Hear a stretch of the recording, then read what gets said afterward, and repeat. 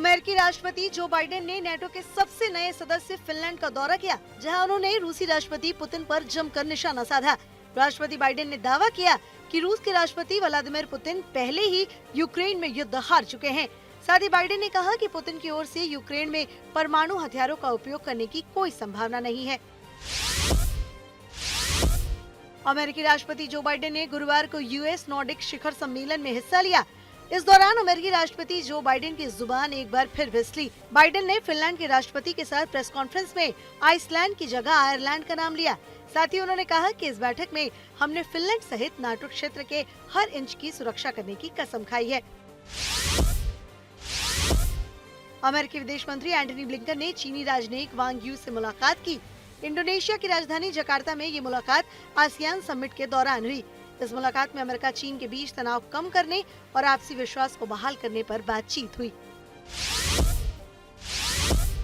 America और south Korea ने एक बार फिर साथ मिलकर सैन्य अभ्यास किया। अमेरिका और साउथ कोरिया की सेना मार्च की शुरुआत से ही मिलिट्री ड्रिल्स कर रही हैं। इस शक्ति प्रदर्शन में अमेरिकी बम वर्षक B-52 को शामिल किया गया। साथ ही अमेरिका के F-16 और F-18 भी अपना दमखम दिखाते नजर आए। वहीं दक्षिण कोरिया के F-15K और US F-16 हवा में अपनी ताकत का प्रदर्शन करते नजर आए।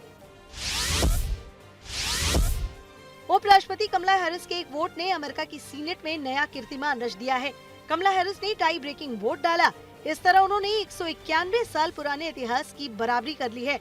मतदान में हैरिस ने 50-50 के अनुपात में पड़े वोटों से हुए टाई को समाप्त कर दिया, जिससे उनके पद संभालने के बाद से उपराष्ट्रपति के रूप में डाले गए ऐसे वोटों की कुल संख्या 31 हो गई। टेक्सास में पाइपलाइन में लगी भीषण आग कई मील दूर से नजर आ रही है। इलाके में धुएं का गुबार छा गया है। रिपोर्ट के मुताबिक धमाके की भी आवाज सुनाई दी है। केमिकल प्लांट के करीब बड़े पाइपलाइन में आग लगी है। वहीं आग में अब तक किसी के घायल होने की कोई खबर नहीं है और आग को बुझाने का काम जारी है। अरिज़ोना इन दिनों भीषण गर्मी का सामना कर रहा है। भयंकर गर्मी की लहर से सड़कों पर सन्नाटा पसरा हुआ है। साथ ही गर्मी से संबंधित बीमारियों को लेकर चिंताजनक स्थिति पैदा हो गई है। डॉक्टर्स के पास गर्मी से बीमार हुए काफी ज्यादा मरीज पहुंच रहे हैं। स्वास्थ्य विभाग ने गर्मी से बचने के लिए एडवाइजरी भी जारी कर दी है। आयोवा में एक विशेष सत्र के दौरान सदन और सीनेट ने अबॉर्शन के एक बिल को पास किया, जिसमें भ्रूण की हृदय गतिविधि का पता चलते ही अबॉर्शन पर प्रतिबंध लगा दिया गया। इस बिल को अब गवर्नर के पास मंजूरी के लिए भेज दिया गया है। हॉलीवुड में स्क्रिप्ट राइटर्स के बाद अब एक्टर्स भी हड़ताल पर चले गए हैं। ऐसे में 63 साल में पहली बार स्टूडियोज में काम रुकने का खतरा मंडरा रहा है। अमेरिका और दूसरे देशों में प्रोडक्शन का काम फिलहाल रुक गया है। राइटर्स तो पिछले 3 महीने से हड़ताल पर हैं, पर अब तक कोई समझौता नहीं हो पाया है।